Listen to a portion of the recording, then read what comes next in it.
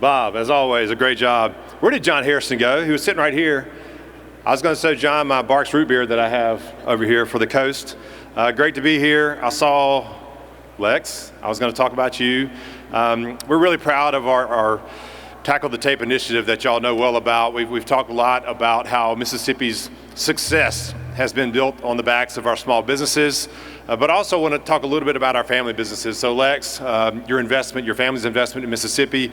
I just left the ribbon cutting up at Coca-Cola with Morgan and her team up there, and they introduced the 6th generation of individuals that will be running that company in the future. So I just want to say a big thank you to all of you business owners who are here, who have taken your time to invest in Mississippi, who believe in Mississippi. And I want you to know that we're here to work for you because you're the ones that are our bosses. So I really appreciate y'all being here, appreciate y'all hosting us. One of the great things about what's going on at the Secretary of State's office, when we talk about elections, I want to challenge you just a little bit in that space. We talk a lot about having clean and fair and safe elections. I know as the business community, you appreciate certainty. You appreciate consistency. One of the ways to get that is to have good elected officials. To have good elected officials, you have to have good, clean, fair elections.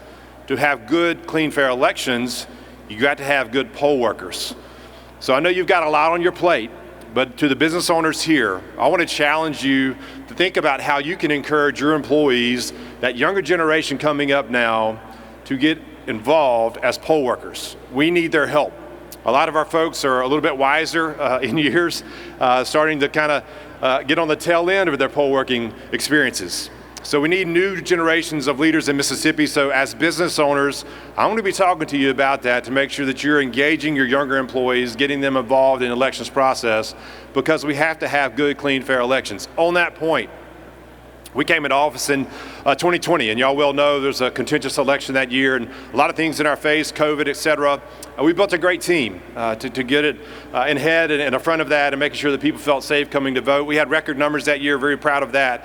But one of the things that we learned was there were some questions out there nationally about our election system and our election process. I was very proud of Mississippi. And I don't contest our process, it was great, but we wanted to make it even better because as you know, as business owners, the day that you take a rest on your laurels is the day that you get behind other states, get behind other businesses. So we got to be aggressive as we move forward. We did just that. The measures that we've passed, and a lot of that goes to the credit of the Speaker. I saw him over here earlier. I saw Philip Gunn here earlier, past lieutenant governors and current lieutenant governor, Hoseman if he's here. The legislature did a great job listening to our advice of what pieces of election integrity do we need to get in office. Need to put in place to make sure that Mississippi stays ahead of the curve. And I want y'all to know something. When I came into office, we were number 26 in the country in the rankings when it comes to election integrity. After 5.5 years, Mississippi is now number 11 in the country when it comes to election integrity. That's because we've worked hard on that. And I think we should be in the top 10. I think they miscounted the numbers, but we'll get there next year. That said, I want y'all to understand something here. I'm not here to brag on me. I'm here to brag on y'all. Because when you elect good elected officials, who have a base of understanding, who are conservative in mind, who are just good folks who want the best for our state, you get results. So actually you deserve the credit for that advancement in our state. We are now being looked at nationwide. I'm getting invitations to come speak in all kinds of states. Hey, what are y'all doing in Mississippi to make your elections so good that you're rising up the ranks? So in January, the Trump administration came into office, as y'all will know, and we got a phone call from them. They said, hey, look, could you come meet with us? We see what's going on in Mississippi. We want to learn what you're doing and how we as an administration can work with our states.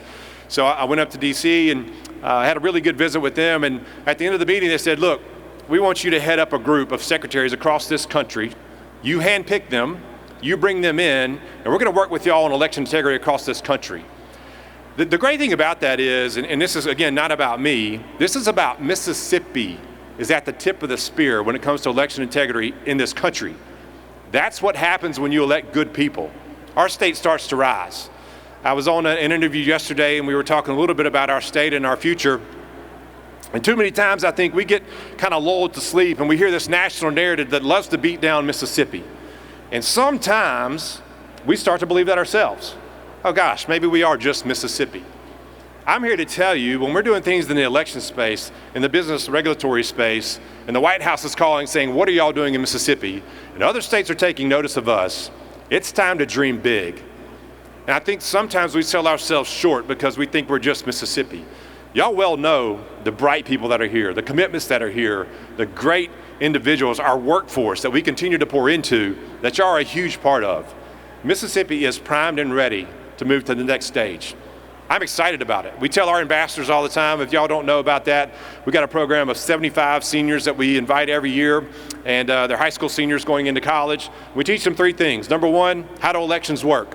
Why is it important that I get involved in elections at an early age? We just saw this week, we had 2 seniors run a voter registration drive and mock election in their high school. When those kids see these leaders in their schools, their peers, getting engaged in elections, they say, well, if he can do it, I can do it. That's how we build this future generation of leaders who understand the importance of elections. Number 2, we teach them about state government. How does it even work? If I want to advocate on behalf of something, where do I start? How do I get engaged in that process? And then number 3, and this is the most important thing, we want to get into them and let them understand we believe in you. How can we mentor you for the future? And I've had so many folks, C-Spire is one of the great ones that have come to speak to us, Ergon and others, to go in and say, you know what, there are opportunities in Mississippi, you don't have to leave. And I tell every one of these seniors, you can go to school wherever you want. You want to leave the state, that's fine, that's okay. But the minute you graduate and you think, you know what, I can't go back to Mississippi, if you don't call me and give me an opportunity to show you what opportunities are here for you, they do exist in Mississippi, then I got a problem with that. And number 2, I tell every one of them, you say, you know what, Michael, I don't want to be in Mississippi. My opportunities don't exist here. I tell them that's an indictment on you that you don't have the guts, the courage, and the talent to make the difference that you want your children to benefit from in the future. And that's a great message for them. That's a great message for all of us. If we can't believe in ourselves and take the lid off and have bigger dreams in Mississippi, we got a problem. So I encourage y'all to gather around these leaders, to encourage us, to push us, to keep us answerable to you. That's the most important piece. And then lastly, and I know the Attorney General talks on it for just a minute, but we launched MBAT several years ago, Mississippi Businesses Against Trafficking. We've got north of 200 businesses now across our state that are educating their employees on, number 1, what even is it? We talk about sex trafficking, we talk about labor trafficking, we talk about the different types of trafficking. Let's know the signature sights and sounds that we can see to understand what it is. Number 2, who do I report that to? How do I make a difference? That is the intersection of policy and real life.